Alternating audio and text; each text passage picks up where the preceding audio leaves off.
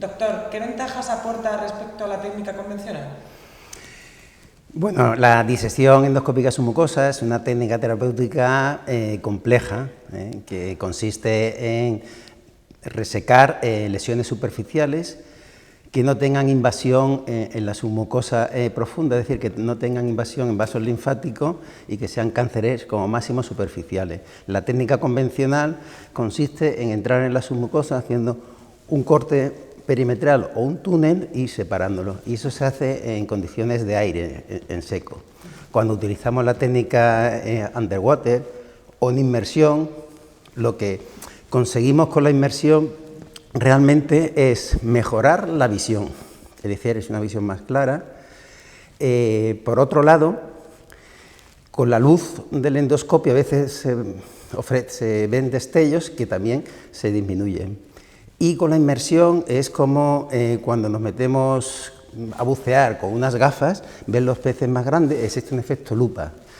Todo eso que hace que tengamos una visión del plano donde vayamos a cortar mucho mejor, una visión mucho más óptima. Además, la disección no es más que un bisturí que transmite electricidad, genera corte y eso puede producir humo. Ese humo también se minimiza. Y en condiciones de inmersión, lo que hace el líquido disipar el calor. Por lo tanto, esa disipación del calor también hace que tenga menos efecto o daño colateral. Entonces, puede haber menos complicaciones de tipo que es lo que llamamos nosotros síndrome postpolipectomía, que es una quemadura transmural por la temperatura. Realmente hace falta, donde se trabaja más aquí en Occidente, donde solemos hacer más esta técnica, es donde tenemos malas lesiones, que es en el colon. Pues realmente la luz hay que completarla, sobre todo la zona donde está la lesión de agua o de líquido. Mucho líquido o mucha agua, pues realmente la disección es una técnica que es muy minuciosa, que vamos despacio, ¿de acuerdo? Por lo tanto, vamos a echar bastante agua. Entonces, esto ya se ha visto de otras cirugías, en que si echamos mucha agua, podemos tener el efecto de intoxicación por el agua, porque en tanto tiempo ese agua se puede absorber. Entonces, estamos utilizando ahora suero salino, que tiene una presión osmótica similar a nuestro organismo con el sodio, y eso hace que se disminuya la absorción de agua y se evite ese efecto de intoxicación del agua. Por lo tanto, hay estudios con todos los bisturís que hay en el mercado, y solo utilizar el Hybridknife, que es un bisturí de hidrodisección especial, en el que no hay ningún tipo de problema utilizando con el suero salino. Además, el suero salino, aparte del efecto del agua, nos da más sensación de flotabilidad a la lesión con respecto al agua. ¿Y en qué situaciones estaría indicado? Bueno, estaría indicado si te sientes cómodo. Yo realmente lo suelo hacer casi todo en inmersión, pero principalmente donde tiene más campo, pues realmente es en las situaciones en que te encuentras la lesión, en la situación de la gravedad, abajo. Nosotros cuando hacemos disección buscamos que la lesión esté contraria a la gravedad para cuando la vayas quitando vaya bajando la lesión y el campo de disección sea más fácil. Entonces es difícil cambiar la posición del paciente, está en una angulación. En esas situaciones en las que no puedes ponerla contrario a la gravedad, ahí llenarlo de líquido, llenarlo de suero, hace que tenga flotabilidad, como hemos dicho, y puedas hacer la disección. Y después existen dos circunstancias que son difíciles, que son cuando existe mucha fibrosis, está el tejido en la capa submucosa donde entramos, está lleno de fibra, y entonces el campo visual es muy pequeño, y como hemos dicho, que esto tiene un efecto lupa y una visión mejor, pues eres más preciso y no te confundes con la muscular. Si nos confundimos con la muscular, podemos perforar.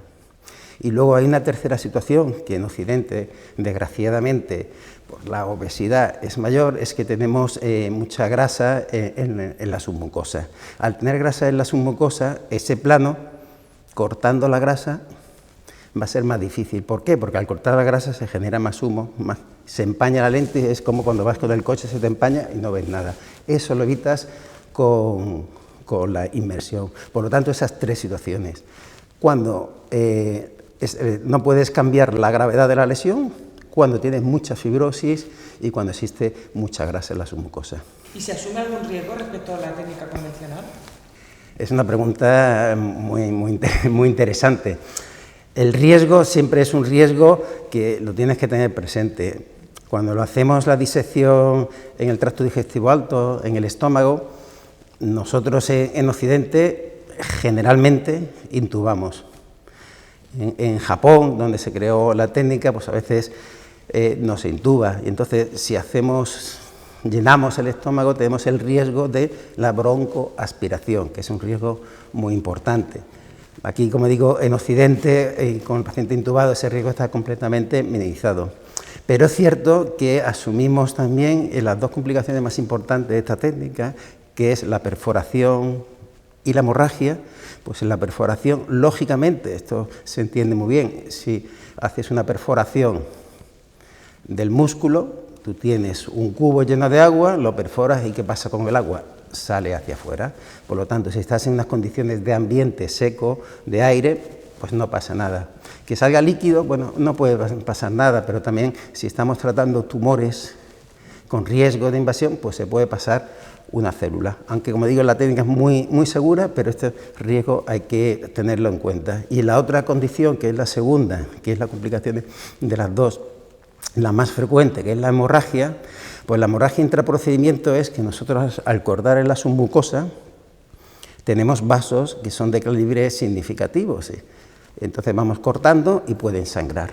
Si sangra bajo agua y es una vena, un vaso pequeñito, bueno, coagulas con el propio bisturí. Si es un vaso más grande, que es una arteria que va latiendo, esos vasos son más difíciles de coagular. Y entonces nos hace falta una pinza, es decir, un intercambio, sacas el bisturí, metes una pinza y esa pinza suele funcionar mejor en seco. Entonces tienes que aspirar y coagular.